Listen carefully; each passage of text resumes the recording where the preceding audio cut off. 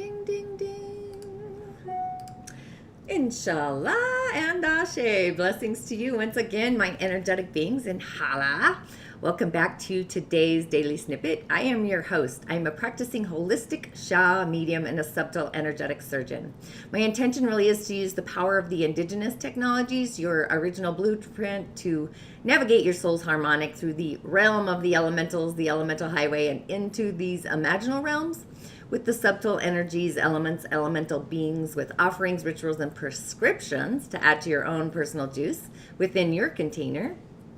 But my intention truly is to merge these wisdoms of the indigenous technologies with the subtle realms into the etheric highway to assist you into navigating your prime directive, your inner genius, just reintroducing you to and through the magical being that I believe resides within each and every one of us.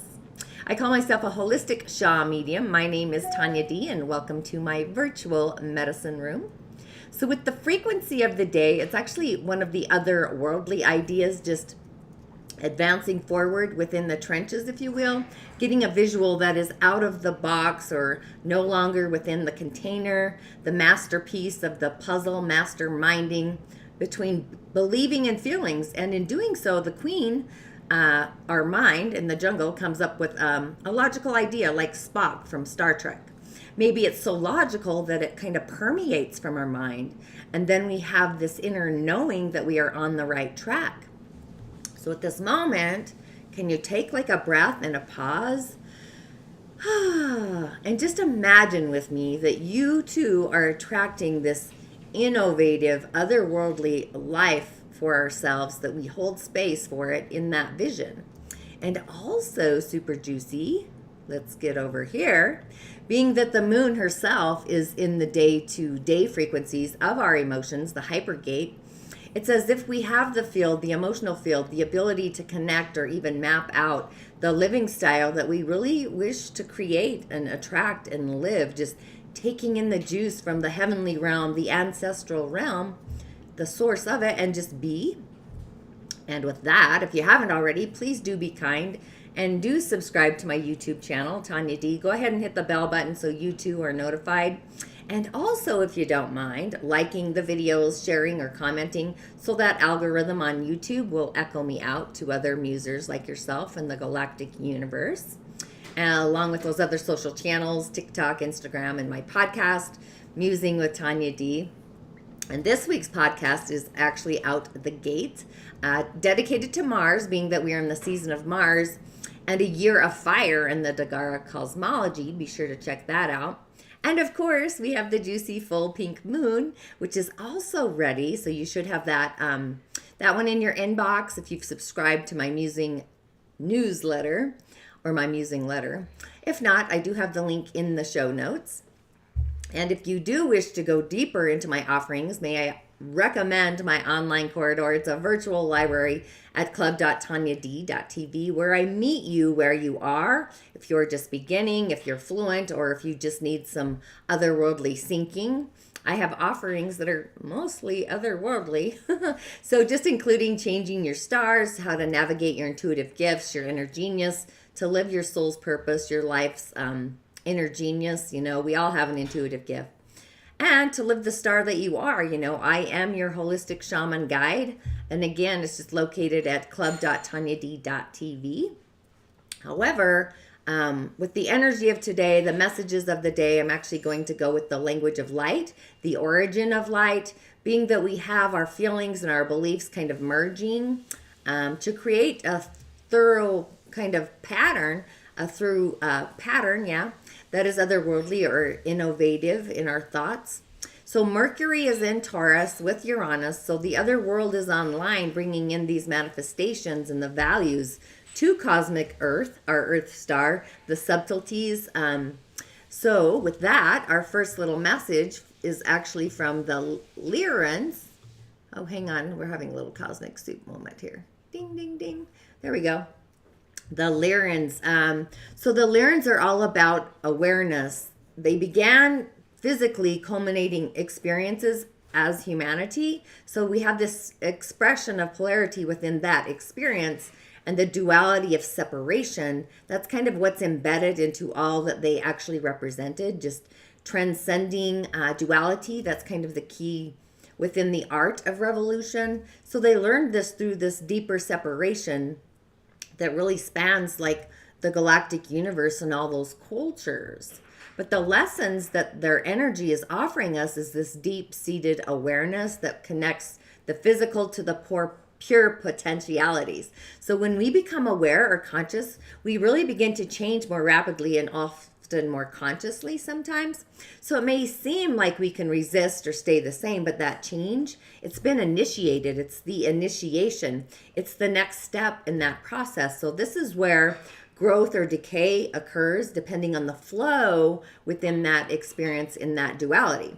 So the message is really going to deepen this understanding of where the mental body, our solar plexus, is linearizing, linearizing our heart's desires, I think streams. So, you know, how do you perceive yourself? Do you perceive yourself as this powerful and all life as loving, a loving life force? Or how do we perceive the world as this internal, unique, sovereign kind of frequency? So our perceptions are in a fusion or a merging of our belief systems, which shift over time. And many of our perceptions are often created when we're young. We kind of receive the spoken or the unspoken information of others, telepathy. And as we grow, we develop this ability to choose our perceptions consciously. Healthy perceptions kind of rely on our intuitive, emotional, and logical acumens. So perception is kind of distinctive to each and every one of us because we evaluate our situations based on our personal experiences, right? Perceptions. So it's possible to remain grounded within reality, especially with the moon in Virgo. That's reality. That is our emotions, just focusing ourselves towards this more improved kind of love-based perception. So it's reminding us to find a new solution in the unobvious. So this is how the Lyrans evolved beyond the third density. So much of the world simply reacts to the negative stimulation and the fear. So if you feel limited, frustrated, or even helpless or hopeless, utilize your brilliance, your perception of these capabilities to really remind each and every one of us that we are creating this world with our thoughts, beliefs, words, deeds, actions, inactions. And really begin within choosing to perceive a new solution based on love, the garden of love. But the language of light is kind of assisting us, our ability to perceive our motivations and transform that fear into wisdom, into that new potential, the unlimited possibilities. It's allowing us to grow through this deep safety with truth, just reclaiming our power to discern what's within ourselves, speaking and thinking positive possibilities that you truly believe. And in doing so, allowing a new perception within us, even if change isn't evident in the moment to moment, even questioning the validity of statistics and facts and definitive statements or beliefs, spoken facts. So messages are just as magical as the frequency of the day too. So our solar plexus is online, our mental clarity, that acuity. But so it really is filling into our solar plexus, all of this. And then we have coming up, oh, I must be loving the moon today. Absolutely. Who doesn't love the moon? But following the Lyrans, we have the Pleiadians. This is expanding our compassion. So they're the closest ancestors to these indigenous cultures of all of the world. They've all referenced them, the goddesses that seeded them, nurtured them, the otherworldly, you know, just making sure that they were capable of sustaining themselves and us, kind of, right? So their energy kind of represents this expansion of our potential as we move into alignment with the universal connection, the stream. So their journey, like every galactic race from the seed of the Lyrans, it's the same separation, the polarity kind of integration, the initiation, you know, and they really had one of the most rapid, easiest of the journey. But what began as a potential, the seed, expands through our interaction. So the Pleiadians' energy helps our journey to be really as smooth as possible, and their energy creates this empowered individual. So hopefully we're all ready to fly free, and then we're all born with that infinite potential as well. So this potential cannot be stopped because time keeps flowing, and we have this physical journey towards the core of that universal connection. So it's reminding us that we are divine at our core. We are connected. We're fully capable of expanding into that potential, the divine potential, in any form as far as I'm concerned, human or otherwise. So it's like, is your compassion serving your creative strength? You know, compassion is empowered. It's space of understanding. And it's not weak consent to a bad treatment either, being treated badly. So compassionate is kind of seeing through the filter of love, the eyes of love, even when the situation calls for discerning when to say no. So when to walk away, or when to stand up for ourselves, or even when to say nothing, do nothing. And the Pleiadians, they discovered that compassion must serve the ultimate expansion of love over time, not just in the moment, that frequency. And that really requires a lot of courage. It involves choosing internal improvements within ourselves. Even if a moment is challenging, that's much more courageous than continuing that dysfunctional pattern, the patterning, right? Or the boundaries. So our compassion for ourselves is naturally going to lend compassion to the others outside of our village. And we teach by our powerful actions of living within that grace, the streams of grace flowing through us. So those who are naturally compassionate have deep power within themselves. So the message is kind of asking us to increase our compassion to ourselves by setting those boundaries that serve our interactions with life, all of life, instead of building walls that are separating us. We then become this living example of safety and wisdom within, innate wisdom, and our love flows more easily. So compassion for others from this space is actually empowering, serving all of humanity, all the things in the garden, in the village. And the language of light, if you were to stare and kind of tune into it, it's assisting us to kind of discern that support, the support that serves the empowerment, releasing the fears of rejection or abandonment. And it's empowering us to love ourselves along with others towards their improvement, their streams, just supporting, being that foundation for ourselves or others in ways that really nurture the foundation, the growth, and seeing all beings as powerful and everybody having a gift, even if they appear weak in the moment. You know, there really are no wrong choices. So each path just offers different improvements, different growths, just being patient with our change within ourselves and with the other, you know, and holding our boundaries with that courage. That really is in service to evolution. Boundaries, right? Boundaries and more boundaries, just instilling those boundaries. And our final stage, which is also super juicy, if I can do this correctly this time. Bing, bing. Oh, the money man. I'm singing that song, don't know why. But our final message, this again is the Lyrans. And to just be aware of our, you know, we have having the awareness of our universal flow. So this really is the connection to the universe, the super juice, you know, and it's like, are we flowing easily with the natural improvements of our life? The universal flow of life is really sometimes unseen, often misunderstood. So as we focus on the physical world, experienced with all of our senses, we kind of have this subatomic structure of the atom, and it's mimicking the universal flow of life. Life, like an electron, it draws towards the positive, while what's awesome is neutrality, being in the zone of neutrality, stabilizing those interactions. So the negative electron supports the change. And negative is not inherently bad. You know, we've got generative forces, we have degenerative forces, so it's simply opposing forces. But as we remain neutral in our zone of neutrality, focusing on the positive, but at the same time honoring the negative, we really enhance our flow with life. So the Lyrans, they really learned to embrace the negative experience and saw them as a catalyst for the positive change, the evolution. So the message here is asking us to see beyond what is already formed, like going into the starry, starry night and create the new with that focus.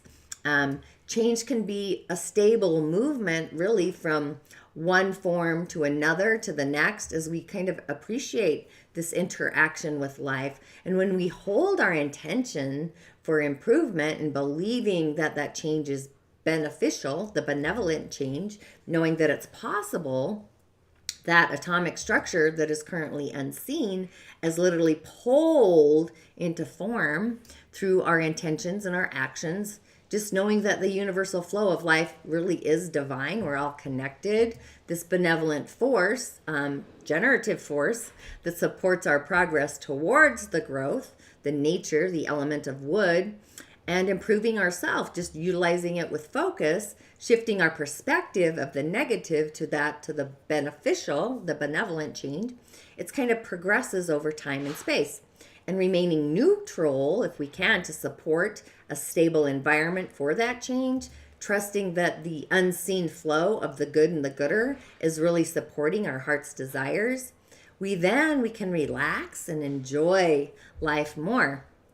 So, are you ready to be in universal flow? I would say that the universe is sending us seeds of knowing, compassion, perceptions. It's time to see through the universal eyes, the truth, the spiritual activation, through the language of light, the language of, the light language. That's kind of what I'm saying. They're like sigils to me. It's getting kind of creepy, but kind of cool. Just saying. Okay, and then on the elemental highway, we have a yang fire monkey of a day. Monkeys are kind of fidgety, a little ADD there. However, it's a being Shen of a day. So we all have, we have all of the elements, but this is our outer world today. Most of the elements, if not all, are yang energy, like the outer, the sun, the unrefined metals, the big sturdy tree, the ocean with the water. So we have yin wood and yin water in storage in the dragon there of the month. So this may be a day to utilize the inward actions, inward growth, our inward voice, our inward nurturing of the self, and finding our inner solitude. Our day is a very outward day, so it's kind of going inward. That may be the thing to do, those opposing forces. But yang fire is the sun. It is supported. The wet earth of the dragon, it's wet earth in the season of the spring. So this is like trying to create a fire when the support is wet. The wood is wet. So we're hoping for summer. You can't see out my window, but at least here we are. Once again, we've got snow, April showers of snow, or snow showers in April, or it snows in April. Reminds me of Prince, actually. But our day needs big waters, the yang ocean waters, to provide the reflection to our yang fire, which is super actually interesting for our day. So it's there, but it's not abundant, but it's there. And our day is actually, it's okay. It's not strong. It's as if the sun can't warm us up through the clouds. So we still have got this little chill going on. And yang fire is the sun, the light from the sun that shines on all living things. It's the element of fire, the beings with it, they're easygoing. You can trust these people. They're direct, they're generous, they're passionate, enthusiastic about everything that they do. But the purpose of the sun, especially for a yang fire person, is to bring light and energy to people, to the garden. So that's why yang water is one of the most useful elements for our day, which we have. So it's the surface of the water that actually amplifies the sun's effect, the rays. So these people, they're always looking for feedback, but they're also looking for that reflection. So without it, they might begin to doubt themselves. For them, giving up's not an option, even when they're faced with otherworldly obstacles or the day-to-day obstacles. They really overcome everything that comes their way, no matter what it takes. They kind of have this relentless nature. It's like a fire burning out of control. However, it can also be their kind of self-destruct button as well, hitting the button. And they don't know when it's time to quit. But water is an amazing reflector. I have no water, however, in my 4 pillars chart. So I understand the nature of the elements, what does bring balance to myself. It's the water. So elemental balance is a thing in all of nature. We too are also part of that realm. But the sun, our day, is driven from routine. The routine of the sun rising in the west or rising in the east, setting in the west. So each day, we always have the sunset, the sunrise. It's in the flow. And they stick to the pattern. They're accustomed to this pattern, this flow. And they often resist change, preferring to stay in the zone, the comfort zone, rather than seeking changes in their day-to-day routines.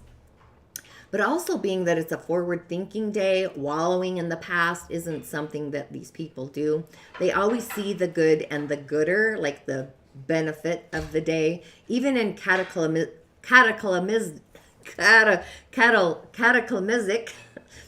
I will just say disruptive forces or circumstances. They tend to neglect anything negative, which also sometimes can be their ultimate undoing. Just seeing how the sun can skim over the surface of the earth, and the warmth often doesn't go very deep. So our day, our sun, isn't able to read people beyond the outside personality. Given the optimism that they have, they see really the best in everybody, but they judge people based on the initial first impression. And due to this tendency that they have, they often forget that some people do, in fact, they have dark and evil intentions on a side to them. So these people are often betrayed because they do see the good. It's the etheric mirror. It's the opposing side of the etheric mirror. If you know anything about the etheric mirror, talk about that and change my stars and a few other modalities. But these people put their feelings in people first. They're usually very selfless, very giving, rarely asking for anything in return. That's kind of their bounty. But they're extremely emotional. They're very sensitive. So they can have a hard time being objective when they feel strongly about something. It's kind of funny and not funny. I know this because I have both yin and yang fire in my chart. So it really is needing the sun, the heat. Often not being able to make a decision without thinking about how the outcome's going to affect the whole, the relationship with other people, but the whole village. So being that they are the sun, and we all have a sun, whether it's the sun in our astrology where our heart shines, or the sun in an elemental day, a chart. It's the central point of everything, at least in the minds of a young fire person, right? So these people really have a lot of strong confidence, self-confidence, the mindset that everything is possible, even with their attitude. So if you were to criticize them, they work on their brightness, their light, to prove you wrong. The ability of young fire to be highly expandable, especially under pressure. It's like getting a fight with the sun, right? Woo! So they love to be with others. And really the best role for them is to provide the warmth and the energy and the ideas to a team of people, a group, who will, in exchange, because energy is an exchange, create something that is tangible, viable within their service or a product, you know. And the world really does revolve around the sun. But one of their biggest weaknesses is their belief that they are the center of everything. So if they do walk into a room without drawing attention to them, they may be just a little bit disappointed. But most of them, they have natural charisma, and they just do get a lot of attention. But a weak young fire day may not get so much of that attention, not so much as they would like, which may lead to the emotional instability, the foundation is broken, or even depression. So really for our day today to be healthy, knowing that in nature, it is represented by the sun, it's very energetic, knowing that it enjoys young fire, the ocean, the ability to reflect the sunlight. So this combo is super fast. It's super strong. It's kind of interesting because we've got the yang water on the year feeding the yang wood, which is feeding the yang fire. So we've got some flow there. And then it goes down to the dragon and then back over to the monkey. So we've got some flow. But when these elementals interact with each other, it's this reflection between them. That's what brings light to the earth, which both is magical and also very powerful. But our day also enjoys the energy of the metal, our monkey, right down below. It actually prefers yin metal, though, the rooster, creating a beneficial kind of combination, a special frequency. Just knowing that our day, the sun, really enjoys the spotlight, getting noticed, and if not, getting depressed. So fire is the hub of creativity, especially when it comes to ideas and wisdom. So the ideas and the goals are the wood energy, the wisdom and the waters, and the reflection, the divination is the water. So our day kind of has the flow. When it's balanced, it's kind of radiating this energy. So it's like confidence and attracting people with their otherworldly I would say magnificent personality. So if we had to, a strong young fire person would have an opposing effect. So putting people off with their pushy behavior if they're too strong, I guess. So in doing so, this imbalanced fire frequency can kind of get lost in the delusions or the impractical ideas.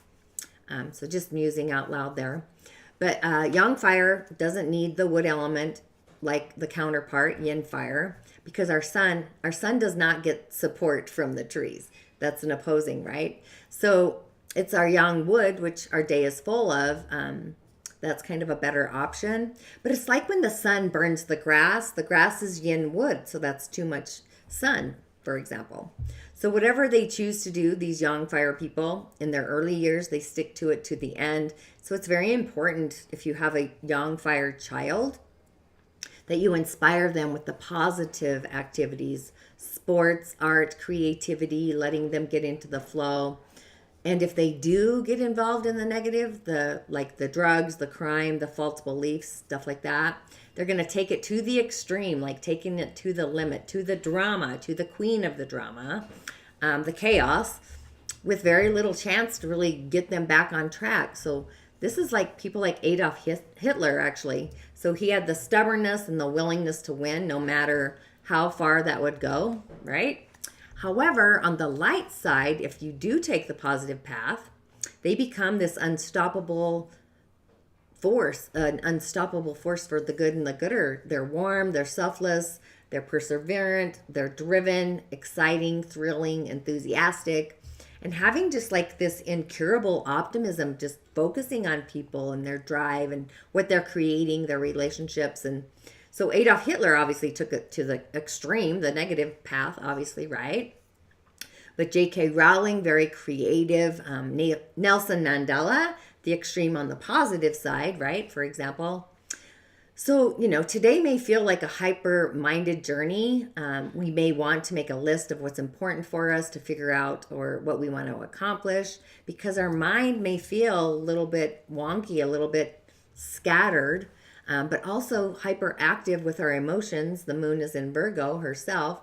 So it's about understanding the big picture, the bigger perspective of our actions, our future, Uranus, the innovation, the earth path ahead of us, a vision for taking action, that mountaintop perspective for what we intend to really achieve over this next year. So possibly our feelings and our ideas, water, wood, plus the planets. It's amazing how this all comes together. They've been flowing, so they're in this variety of possibilities or probabilities. So it's the day that all of these options are really going to boil down into that specific cauldron, that direction, the idea, whatever that is, future thinking. Even though our minds think that it's going to come up with the ideas, the mind is actually a tool. It's a filing cabinet. It's an identifier.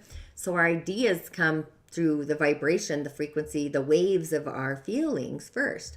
It's just floating in those streams, that river, just streaming in through those hypergates, the hyper awareness of the moon in Virgo. So it's all kind of a playing field. So I would say kind of feel into your future, those future threads, identify the feelings that come in usually from our past experiences, especially with the cards today, the beliefs about what is possible. So it's this mixture of the cosmic soup of feelings, beliefs, and thoughts that are going to serve in that chalice, the heart, in the chalice of knowing through the solar plexus what we truly want to aim for. So exploring our feelings about the future, that gravitational pull into it, what we believe, what do we believe is supposed to happen for us or to us, and allowing our mind to kind of find a pathway, a discovery, a solution, a direction that we can believe in, but also at the same time feel super juicy about.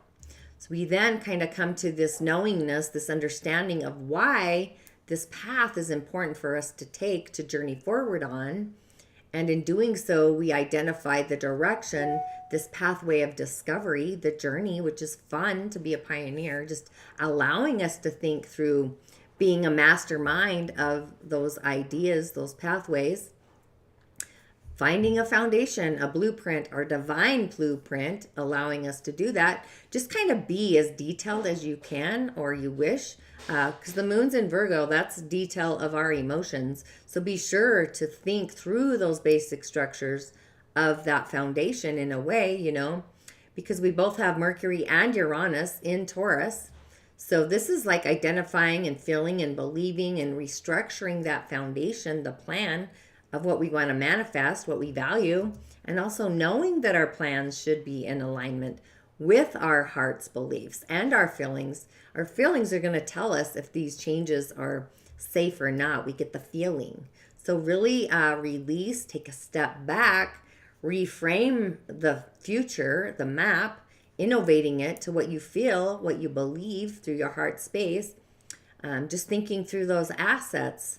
So the solar plexus being online, colors of the sun, how funny is that? We've got the sun online. I always like sunflowers. They always follow the sun, right? Those bright sunny yellows, those colors. The Ram channel, as far as the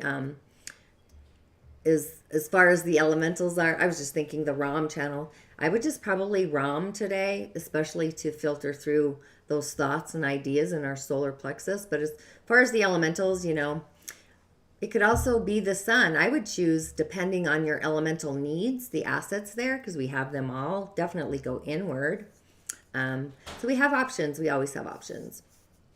It's as if we are grounding into a new safety net, a foundation of a high vibrational thoughts, attitudes, perspectives, just being compassionate to ourselves, to our own personal connection, to that universal flow, the streams of consciousness, the waves. So it's kind of time to affirm that we are elevating or innovating a flow of action, of integrity, or a flow of integrity into action, while really hugging ourselves through the channel of our heart, the high heart. So it's time to open the door to a future that's holding the line, the boundary for faith, our beliefs, for giving, right? Maybe just ask yourself if you are serving your higher innate wisdom. The water's there. The water channel is the wisdom channel. So with that, you know, I would say make it a shiny, reflective kind of day, shifting and elevating, filled with ideas that your heart really can innovate into the future with the creativity of the sun. We really kind of have the corridor open for all the juice. So make it super juicy, and I'll see you on the other side. Blessings to you. Thanks for tuning in. I know I was a little slow today. Sometimes I am a snail. It's okay. It's all good.